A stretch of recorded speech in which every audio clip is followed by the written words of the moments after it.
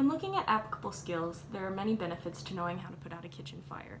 Some of these benefits include increased safety, because you know the difference between fires, you know how to prevent or extinguish specific fires, and your knowledge and experience can decrease stress in a very otherwise stressful situation.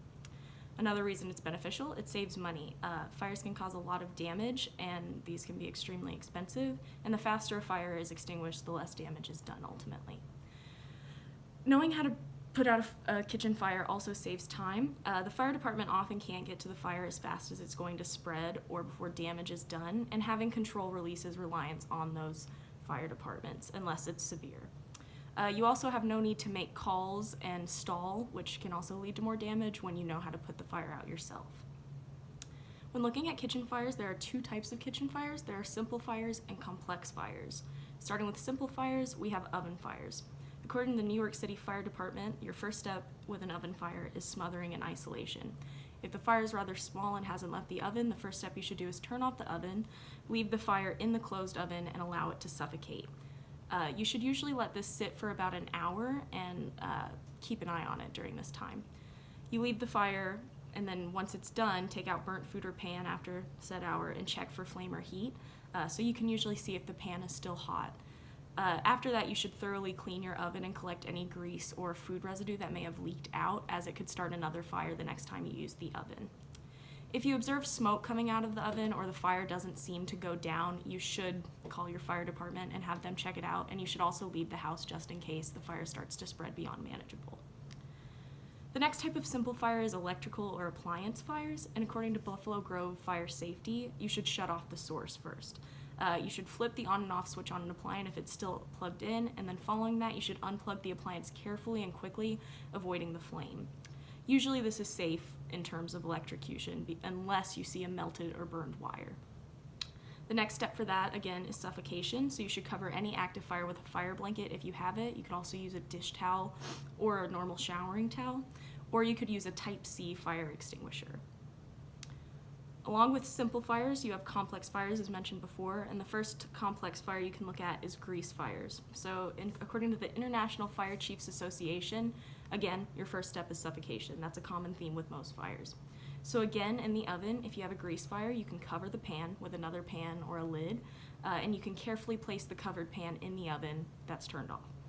Shut the oven door and leave for 30 minutes to an hour, and then take out the pan and thoroughly clean off grease or food to prevent fire again. The next is fabrics. So you can cover a grease fire with a fire blanket or a fiery pan with a damp cloth to smolder it. Other methods could be a fire extinguisher. So for grease fires, you can use type A, B, C, or K, but preferably B or K extinguishers. And when you're using a fire extinguisher, you pull the safety pin out of the extinguisher, point and squeeze the nozzle to release, and stand a slight distance away to prevent pressure.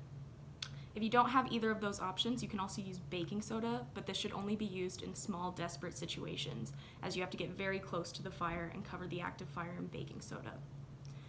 When working with a grease fire, the things to avoid are explosive triggers. So never put water on a grease fire, as it can cause it to explode. Don't put sugar on a grease fire, don't put salt on a grease fire, and don't put flour on a grease fire. They can all be explosive agents. The next type of complex fire is gas fires, and again, according to Buffalo Grove Fire Safety, you should first start with a source shutoff. So you turn off your gas stove, turn off any gas you have in your house, and find the main gas valve in your home and turn it off as well. It's good to know where these gas valves are before you move in, so you know exactly where to go when the situation arises. If you have to put out the fire, the first step again is suffocation. So if you have a fire blanket, smother it with that, or use a damp towel or cloth to suffocate it. Again, you can use a fire extinguisher, but for gas fires, the only fire extinguisher you should use is a Type B fire extinguisher.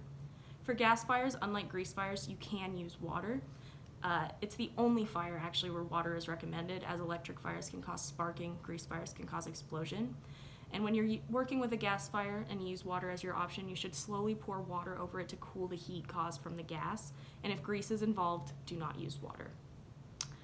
Anytime you have a gas fire, you should look into having a gas investigation according to the National Fuel Gas Code. So anytime a gas issue arises, call the fire department, and this is to avoid your home from filling up with gas, as it can cause explosion. Keep your gas turned off until the professionals arrive. Avoid turning off light switch, turning on or off light switches, and if the smell of gas is still present, leave your home immediately. Allow professionals to examine the gas situation before you return. The next most important step in preventing fires is prevention and preparation. So having your supplies ready is always the best first step, and this is a preemptive action you can take. So have a fire blanket or towel easily accessible in your kitchen, have fire extinguishers and know their different uses. So type A fire extinguishers are used for wood, trash, and fabric. Type B is used for liquids. Type C is used for electronics and appliances. And type K are used for fats, grease, and oils, and you often find these in restaurants. Some preventative techniques for kitchen fires, according to the National Fire Protection Association, is always giving your undivided attention to what you're cooking. So don't leave an open heat source unattended, and be sure you know what you're working with.